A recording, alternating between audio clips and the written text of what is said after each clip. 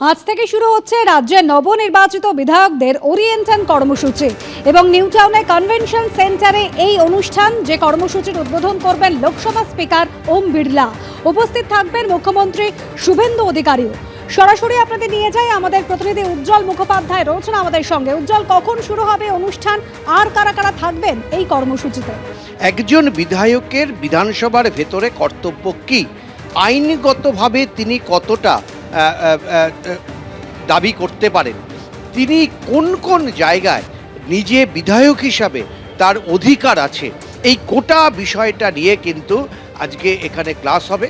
তাদেরকে আজকে এখানে ক্লাস এবং পরের দিনকে বিধানসভার অধিবেশন কক্ষে তাদেরকে ক্লাস নেওয়া হবে, হাতে কলমে শেখানো হবে কীভাবে বিল আনতে হয়, কিভাবে প্রশ্নোত্তর পর্বের জন্য জমা দিতে হয়, কিভাবে প্রশ্ন করতে হয়, এই গোটা বিষয়টা। দেখো, আমরা দেখেছি এই যে সংসদীয় রাজনীতিতে অনেক রকমের নিয়মকানুন আছে, যে নিয়মকানুনগুলো অনেক ক্ষেত্রে আমরা দেখেছি যে 5 বছরেও একজন বিধায়ক শিখে উঠতে পারেন না। কাকে বলা হয় জিরো আওয়ার্স, কখন প্রশ্ন তুলতে হয়, এরকম নানা নিয়মকানুন আছে এবং প্রত্যেকটা বিধানসভায় কিছুটা চলে কনভেনশনে আর কিছুটা চলে তাদের রুলস বুক মেনে।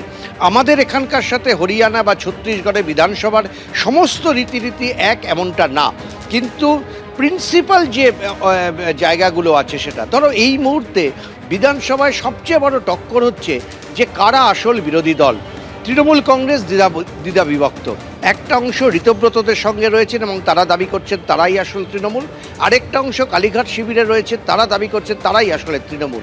বিধানসভার চোখে আসল তৃণমূল কারা বা নকল তৃণমূল কারা, এক্ষেত্রে স্পষ্ট বলা আছে যে বাইরের প্রতীক কে পেল কে পেল না সেটা বাইরের বিষয়, কিন্তু বিধানসভার ভেতরে যাদের সঙ্গে সংখ্যাগরিষ্ঠ বিধায়ক আছে, 2/3 বিধায়ক আছে, তারাই হচ্ছে প্রিন্সিপাল অপোজিশন।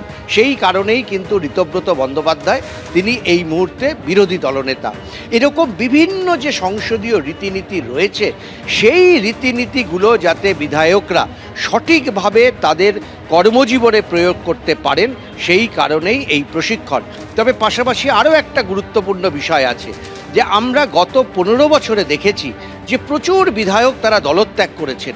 বিধানসভার নিয়ম অনুযায়ী 2/3 মেজরিটির কম নিয়ে কেউ যদি দলত্যাগ করে তাহলে কিন্তু তার বিধায়ক পদ খারিজ হয়ে যায়, কিন্তু গত 15 বছরে একজন বিধায়কেরও বিধায়ক পদ খারিজ হয়নি। এই গোটাটা কিন্তু অনেকাংশে নির্ভর করে একজন অধ্যক্ষের ওপরে। ফলে এই গোটা বিষয়টা নিয়ে একেবারে উজ্জ্বল, এই লোকসভা স্পিকার তিনি কিন্তু এই সংসদীয় রাজনীতির পাঠ পড়াতে চলেছেন নবনির্বাচিত বিধায়কদের। ধন্যবাদ। এবিপি আনন্দ, এগিয়ে থাকে, এগিয়ে রাখে।